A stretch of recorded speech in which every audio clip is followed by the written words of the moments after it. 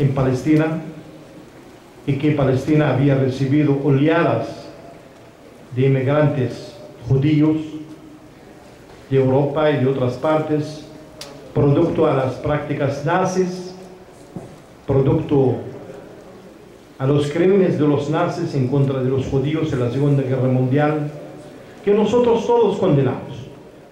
Yo no creo que hay uno en esta sala que no condena las prácticas nazis en contra de los judíos.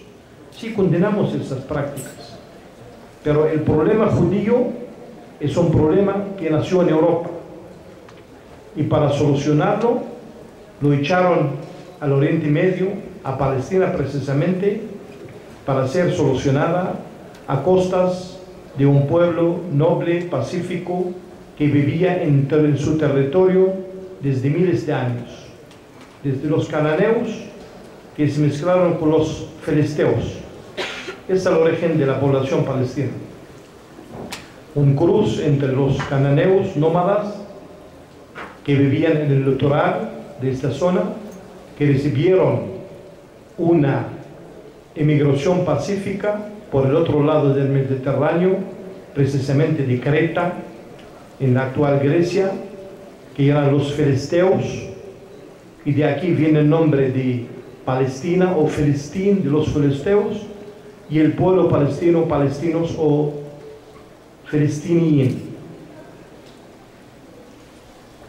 Todo quien vino después de esa formación del pueblo palestino, todo quien vino después de esa formación a Palestina, vinieron como visitantes, turistas o invasores, y más bien invasores. Y uno de ellos, esos invasores, eran los hebreos, que habían sido cautivos en Mesopotamia por los babilonios, por Nabucodonosor. Todas las tragedias que tuvieron los judíos a través de la historia, lo tuvieron a manos de otra gente, pero nunca a manos de los palestinos y nunca a manos de los árabes. Pero el holocausto de los palestinos del 2014 en Gaza fue a manos de los descendientes del primer holocausto de la Segunda Guerra Mundial, de 70 años atrás. Algunos de ellos. Porque yo reconozco que muchos judíos en ese mundo son gente objetiva, son gente buena, y nosotros no tenemos absolutamente que ver con ellos. Consideramos que a todo judío que no sea ocupante puede ser amigo nuestro. Pero es una hipocresía de los europeos echar el problema a Palestina para solucionarla a costa de un pueblo millonario, un pueblo pacífico y un pueblo que vivía desde miles de años en su territorio. Yo diría más aún, el sufrimiento del pueblo palestino se remonta a más de 2000 años atrás, cuando el primer palestino famoso en este mundo, me refiero a nuestro Señor Jesucristo, que nació en Belén, creció en Nazaret y fue crucificado en Jerusalén, 3 lugares de Palestina. Y fue crucificado por la misma gente del cual estamos hablando. El sufrimiento del pueblo palestino se remonta a más de 2000 años, y no solamente desde el 48. Israel entonces llevó una guerra de exterminio en contra de la Franja de Gaza durante 51 días. Y hay gente que piensa que Palestina tiene un ejército o es un Estado pleno. Es cierto que nosotros, desde el 29 de noviembre de 2012, estamos un Estado miembro observador en Naciones Unidas, donde votaron 138 países a favor de la admisión de Palestina. Felizmente México fue uno de esos países. Y quiero también volver al plan de partición de Palestina del 47. Fíjense ustedes que México votó abstención. México no votó a favor del plan de partición de Palestina. Y el jefe de la delegación mexicana dijo textualmente que nosotros pensamos que las condiciones no están dadas para la creación de un Estado árabe, es decir, un Estado palestino árabe. Y la delegación mexicana tuvo una muy buena visión estratégica, que desde el 47 hasta el 2012 no marcó, es decir, el Estado palestino como Estado miembro de Naciones Unidas hasta 2 años atrás. Pues entonces Israel llevó esta guerra de genocidio, de exterminio en contra del pueblo palestino. ¿Por qué yo digo esto? Porque Israel alega que ellas están combatiendo grupos armados. Pero si uno de ustedes vio en las televisiones un armado palestino en toda la guerra, o si Israel proyectó a un armado palestino durante la guerra, o que bombardeó un objetivo militar, todo lo que hizo Israel es una destrucción total de la Franja de Gaza. 2.200 muertos, 11.000 heridos, entre ellos el 30% niños y jóvenes. Yo tardé un poco y le pido disculpas por tardarme en decir unos minutos, porque estaba asistiendo a una conferencia sobre niños en... déjame leer el nombre.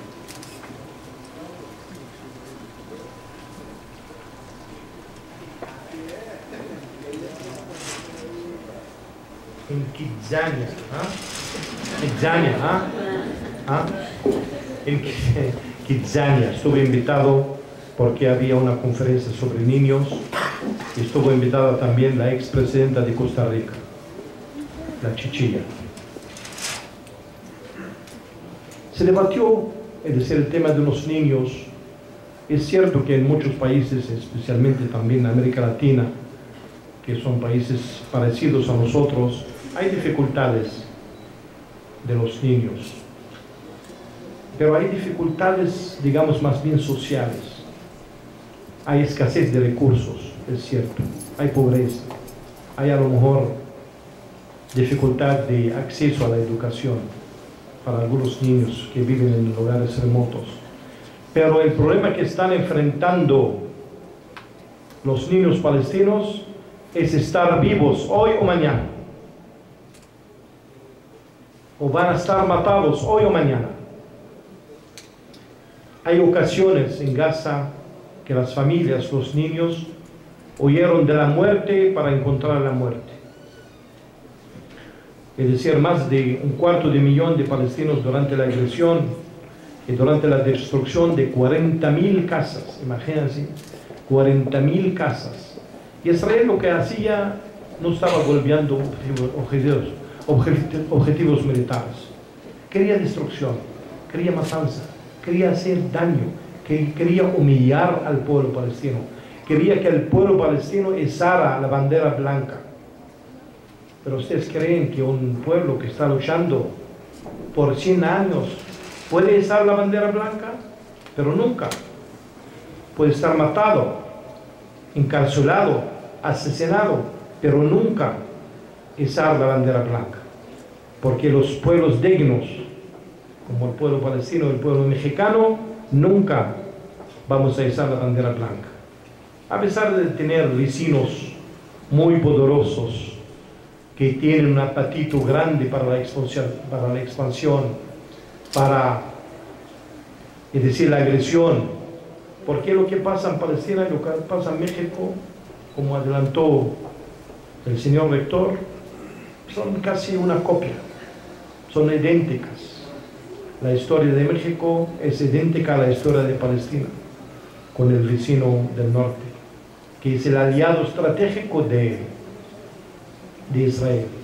Fíjense, tanto Palestina como México son dos países de buena agricultura.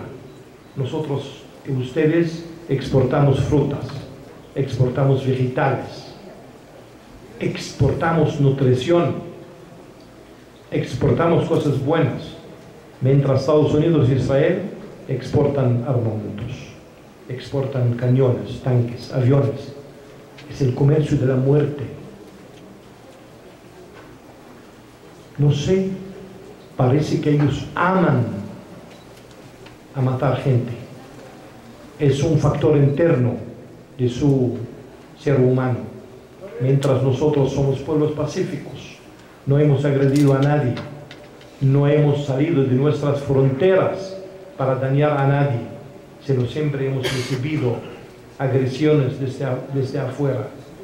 Y nosotros hemos resistido estas agresiones. Y la risa, que en muchas ocasiones estamos descritos por terroristas. El que lanza de su F-16 una bomba de 1 tonelada en contra de casas civiles y mata de un solo golpe 30 civiles, hiriendo a 100, ¿acaso no es terrorista? Es terrorista de primer grado. Su Estado es terrorista. Mientras los pueblos que nosotros luchamos por nuestra liberación nacional o para conservar nuestra independencia, para conservar nuestra dignidad nacional, nosotros somos los pueblos buenos. Entonces, en esencia, esta confrontación es entre los pueblos nobles y los agresores. Esta es la esencia, sin buscar justificaciones y sin buscar razones por qué Israel agredió a Gaza hace 1 mes y medio. En 2 días va a haber en el Cairo una conferencia de donantes donde asisten 30 cancilleres y 50 países para la reconstrucción de Gaza. Va a tener lugar en el Cairo y va a ser una conferencia patrocinada por el gobierno egipcio y por el gobierno de Noruega, siendo Noruega que patrocinó hace 20 años el proceso de paz en Oslo, la capital de Noruega. Esperamos que en esta conferencia van a sacar resultados, buenos resultados, porque la reconstrucción de Gaza necesita unos 5.000 millones de dólares. Y hay especialistas que dicen que hace falta 10 años para la reconstrucción de Gaza. Lo que destruyó Israel en 51 días, necesitamos nosotros con toda la ayuda internacional para reconstruir, es decir, la franja de Gaza en 10 años. Yo me refiero a las cuestiones materiales, que no son las más importantes, pero ¿cómo puedes devolver a la vida a los 2.200 personas?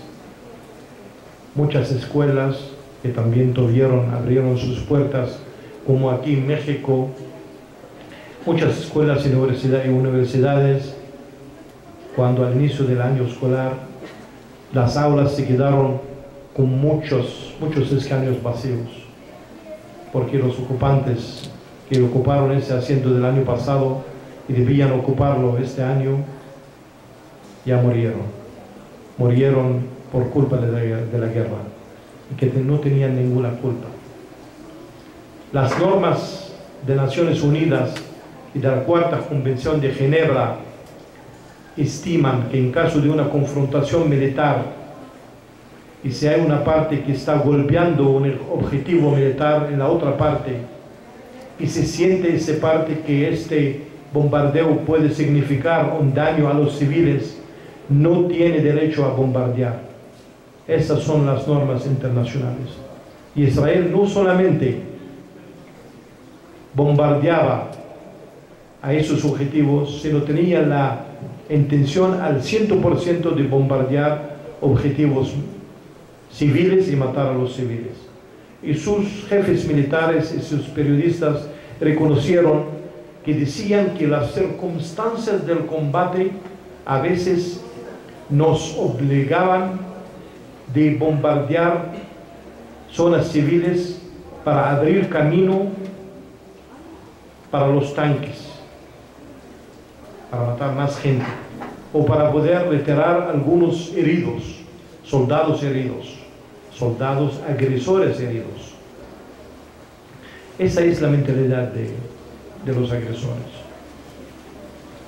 A ellos no le importan los pueblos, no le importa la vida de los seres humanos. A ellos nada más se comportan a través de la prepotencia, nada de la justicia y nada de los derechos humanos. La prepotencia. Y lamentablemente el mundo actual está dominado por la prepotencia. Yo acabo de mencionar el acuerdo de Oslo. Yo creo que este término está presente en la mente de muchos de ustedes. El acuerdo de Oslo. Nosotros, los palestinos, después de una larga revolución, la revolución más larga en el siglo XX, liderada por el comandante Yasser Arafat, el difunto presidente Yasser Arafat, hemos llegado a una convicción, hemos llegado a un resultado estimulados por todos los países del mundo, que los palestinos pueden solucionar, es decir, su problema con los israelíes, el tema de la ocupación, a través de las negociaciones pacíficas.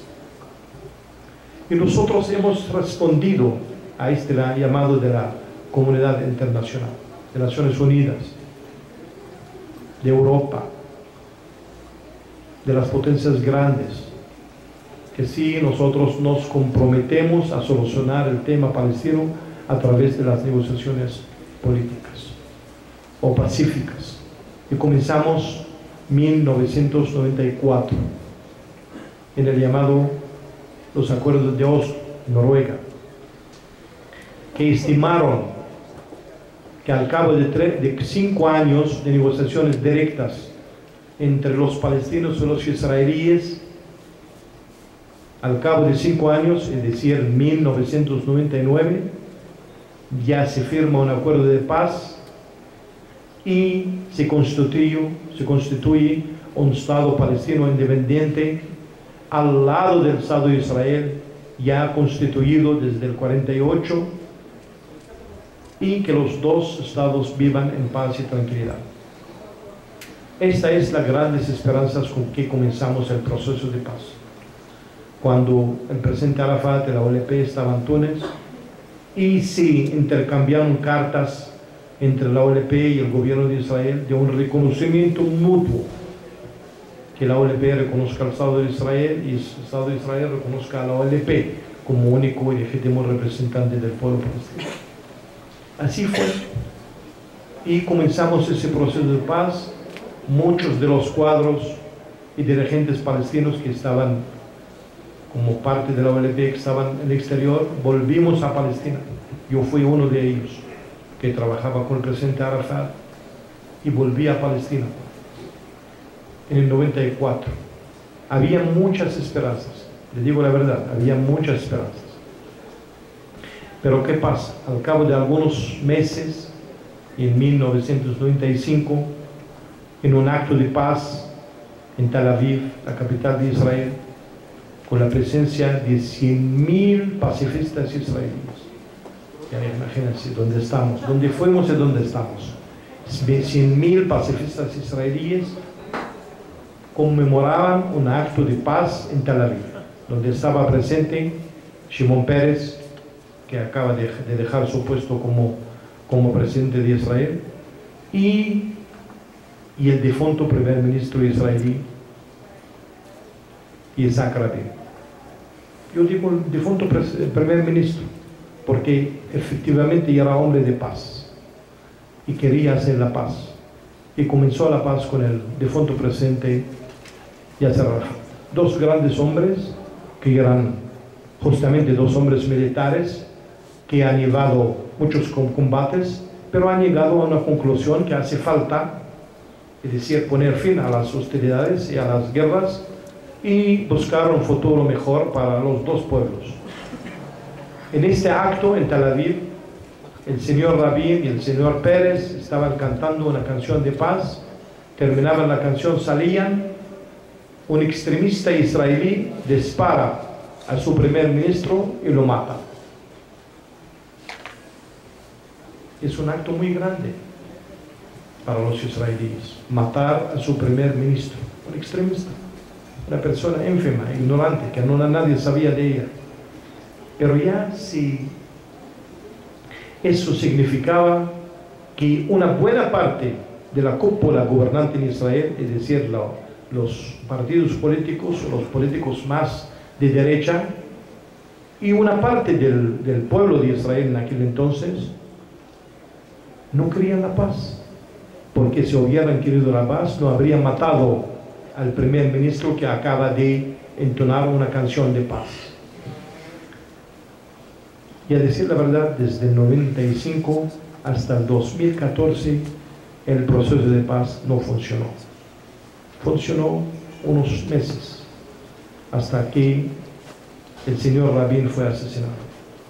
Y al contrario, todos los que gobernaron a Israel desde el 95 hasta el 2014 están en ese proceso de paz, como se dice, por gusto.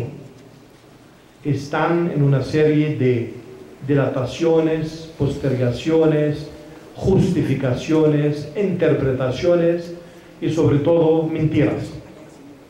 Es decir, hablan de la paz y hacen la guerra. Hablan de la paz y se preparan para la guerra. Hablan de la paz y tragan el territorio. Hablan de la paz y usurpan el territorio palestino y construyen más colonias. Cuando empezamos el proceso de paz, en el 94, había 50.000 colonos israelíes en Cisjordania. Hoy hay 500.000, es decir, 10 veces más. Entonces, si un gobierno quiere la paz realmente, no sigue construyendo colonias y tragando el territorio de la otra parte. Y ese territorio de la otra parte, quiere decir nosotros, es nada más el 22% de Palestina histórica.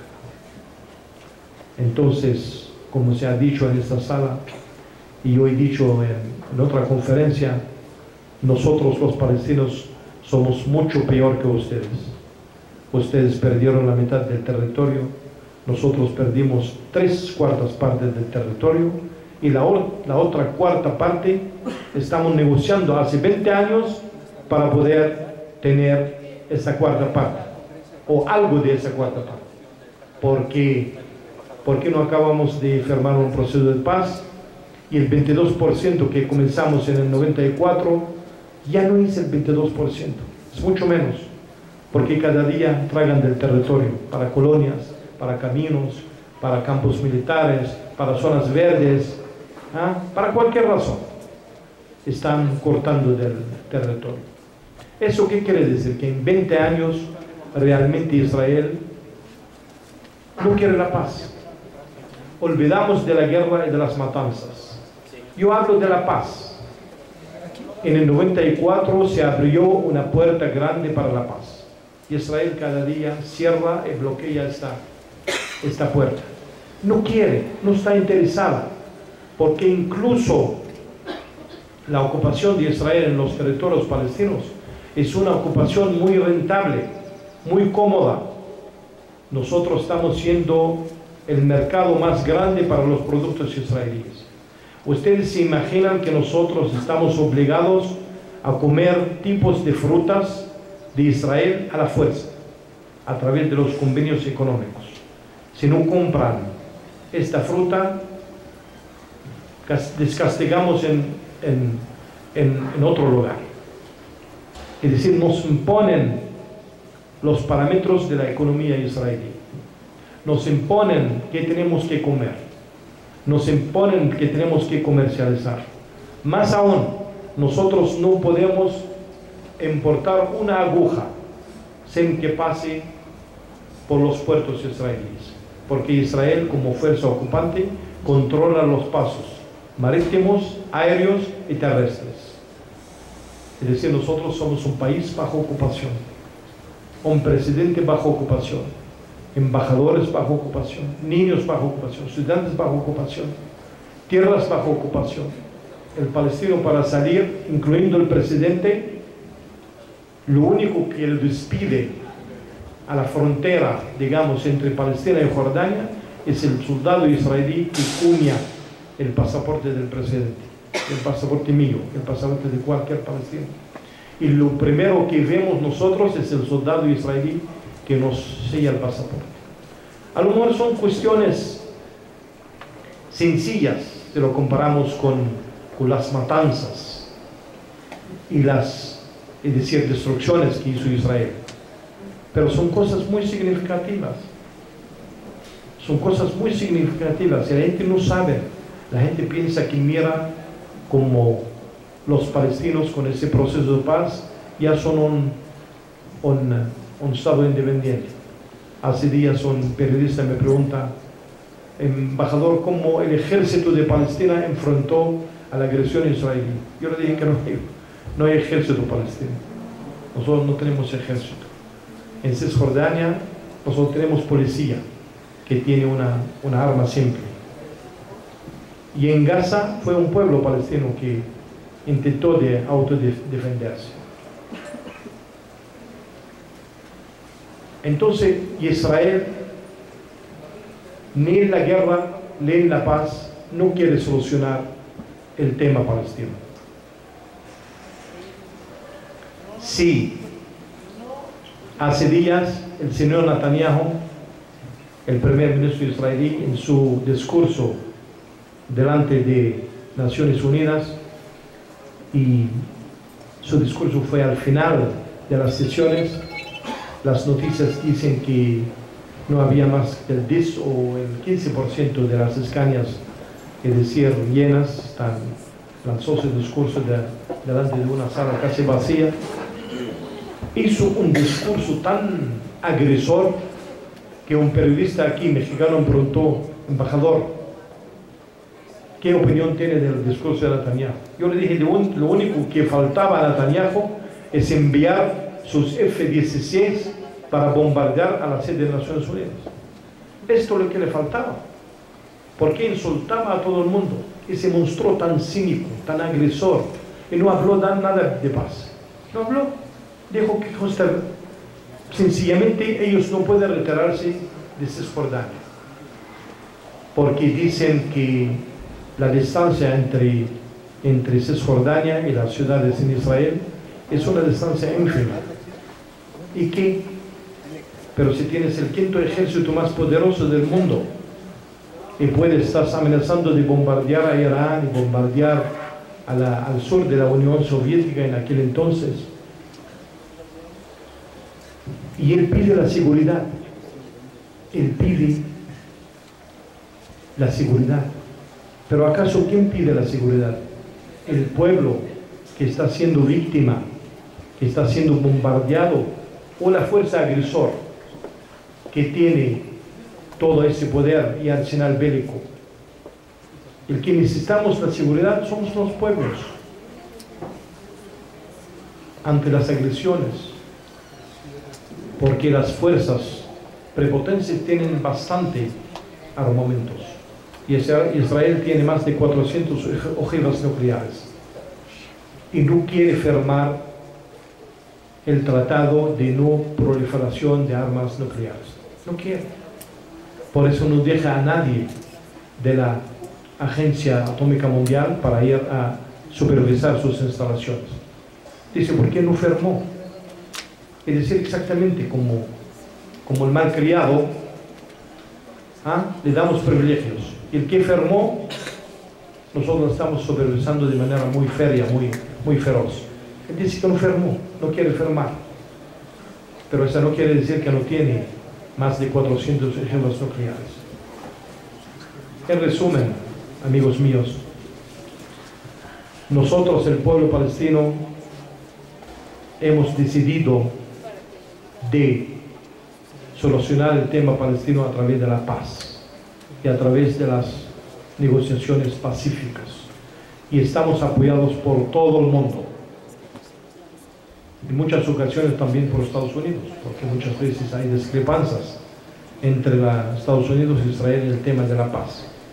Es cierto que en el tema de la guerra tienen una alianza estratégica que que Estados Unidos está aportando todo tipo de armamento a Israel para no solamente bombardear al pueblo palestino, para también comercializar armamento en Asia, África y en toda América Latina. En algunas ocasiones, hace unos 20, 30 años en América Latina, donde habían regímenes dictatoriales, militares, Estados Unidos no quería venderles armas y hablaba con Israel para vender armas.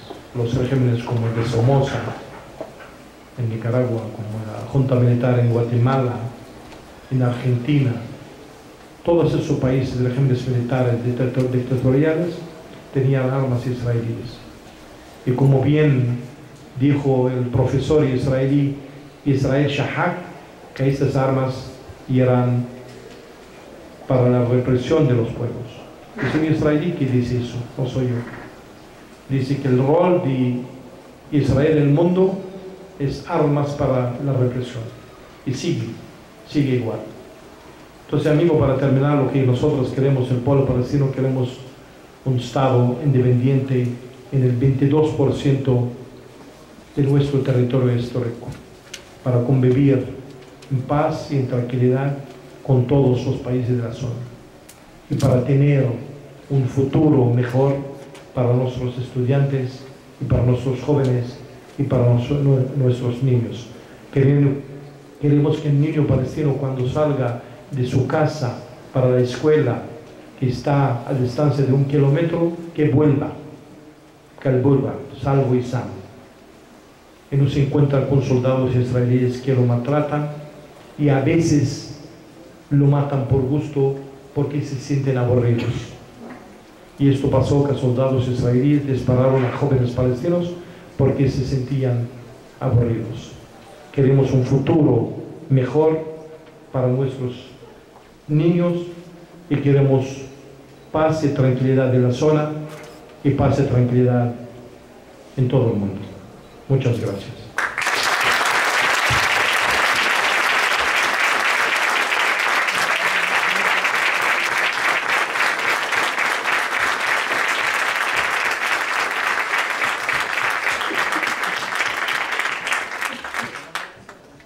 Bueno, agradecemos mucho al señor embajador Saleh esta ilustrativa y conmovedora exposición que definitivamente no puede dejar indiferente a nadie.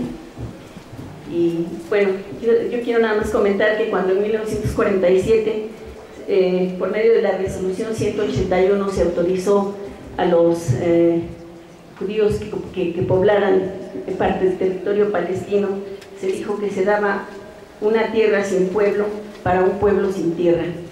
Y ante los cientos de muertos y los miles de desplazados de Palestina, ¿cómo pueden sostener que estaban hablando de una tierra sin pueblo?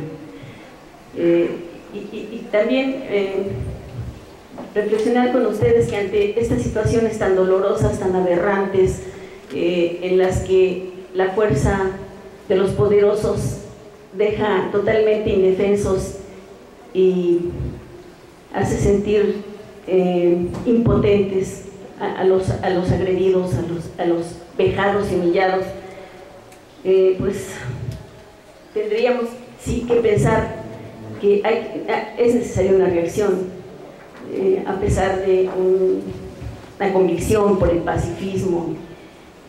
Y me gustaría compartir con ustedes una máxima que Noam Chomsky retoma en su artículo Perspectivas de Paz en el Cercano Oriente, que dice: debiéramos esforzarnos por alcanzar el pesimismo del intelecto, porque no podemos negar la situación trágica que se vive, pero el optimismo de la voluntad. Y como nos lo dice el embajador, pues todavía los palestinos conservan este optimismo de la voluntad que pretende solucionar el problema de una manera pacífica. Antes de que ustedes nos hagan llegar sus preguntas, quizá el doctor Abelardo Mariña, jefe del Departamento de Economía, quiera hacer algunos comentarios. Bien, buenas tardes. breves palabras. Para nosotros, los jefes de departamento de Ciencias Sociales y Humanidades, el director de la división, es muy importante la presencia de los profesores, pero en particular de los estudiantes de nuestra institución, en este tipo de eventos, de actividades. ¿Por qué? Porque la comprensión de la realidad de un país y la lucha por la justicia y por la paz en un país como México no puede llevarse a cabo desde el aislamiento. Tenemos que entender cómo están articuladas las distintas naciones del mundo. Tenemos que comprender que las relaciones entre los distintos países del mundo son relaciones asimétricas, donde hay potencias imperialistas, donde hay naciones oprimidas en lo económico, en lo político, en lo diplomático, en lo territorial. Por eso la comprensión y la lucha por la paz y la justicia la tenemos que hacer a partir de el reconocimiento de estas realidades, de la comprensión y de la articulación con otros pueblos oprimidos. Es claro que la lucha del pueblo palestino por el pleno reconocimiento de su Estado, ya lo señalaba el señor embajador, enfrenta a las fuerzas del imperialismo encabezadas por Estados Unidos, nuestro vecino. Enfrenta también al terrorismo de Estado, del Estado de Israel, país que sistemáticamente viola y desconoce las resoluciones de las Naciones Unidas, país que, como también lo señalaba el señor embajador, ha boicoteado y boicotea los sucesivos procesos de negociación. Si ustedes ven los periódicos, siempre que se intenta reactivar las renegociaciones, el Estado israelí, la respuesta inmediata es incrementar la colonización del territorio en Cisjordania. Esta es la situación real que vivimos en el mundo, que viven los palestinos. La lucha, por tanto, del pueblo palestino y del pueblo árabe no es una lucha aislada. Esta lucha solo la podemos, la vamos a triunfar todos los pueblos que somos oprimidos de distintas maneras por el imperialismo y por los pueblos que estamos buscando la paz y la justicia. El terrorismo de Estado no es una práctica nada más de un Estado contra un pueblo u otro Estado. El terrorismo de Estado es también contra la población interna. Nosotros en México, en las últimas semanas, estamos viviendo, más bien estamos viendo lo que ya existía. Estamos viendo claramente este terrorismo de Estado que también se está enfocando a los jóvenes. Así como en la agresión a Gaza, la parte de la población que fue más afectada, ¿sí?, fueron efectivamente de los civiles, los niños, ¿sí? En México estamos viendo también una dinámica de terrorismo de Estado en todos sus niveles en contra de los jóvenes. Esto no lo podemos permitir y no lo vamos a permitir, pero tenemos que tener claro que la lucha por la paz y la justicia es necesariamente una lucha internacional. Y por eso continuaremos aquí en la división, en la unidad, invitando a miembros del personal diplomático acreditado en nuestro país para que sigamos profundizando en el conocimiento del mundo y a partir de ahí podamos articularnos a estas luchas internacionales por la paz y la justicia. Muchas gracias.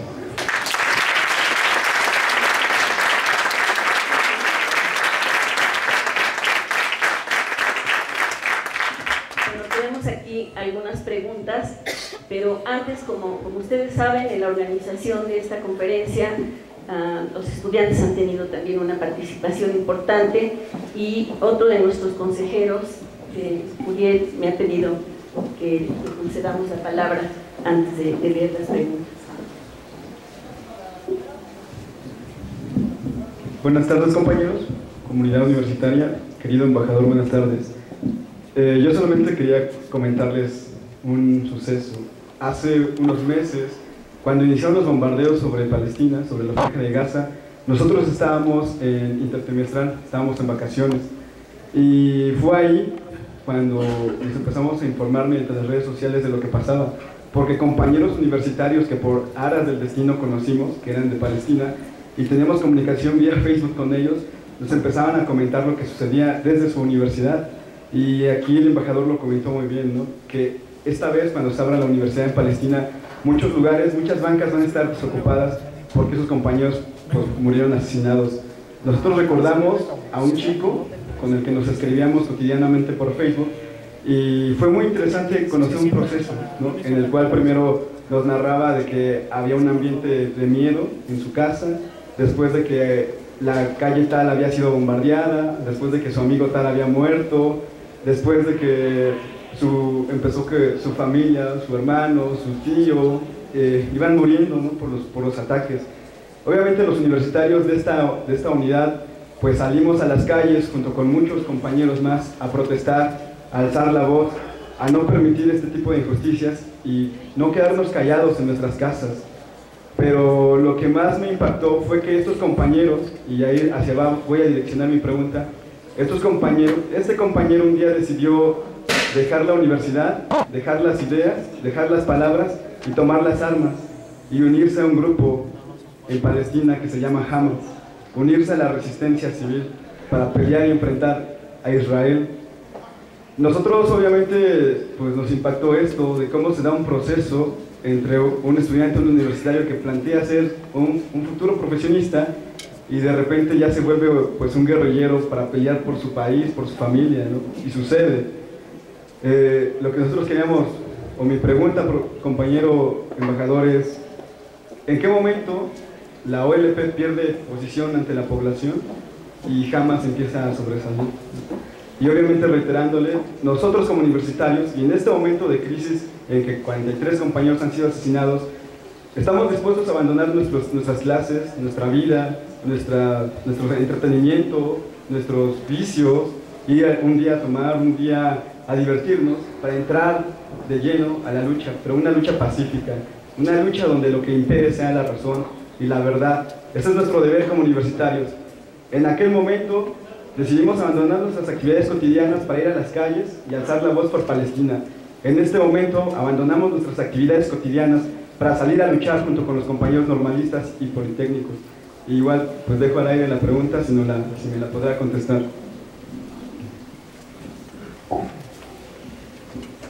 Muchas gracias.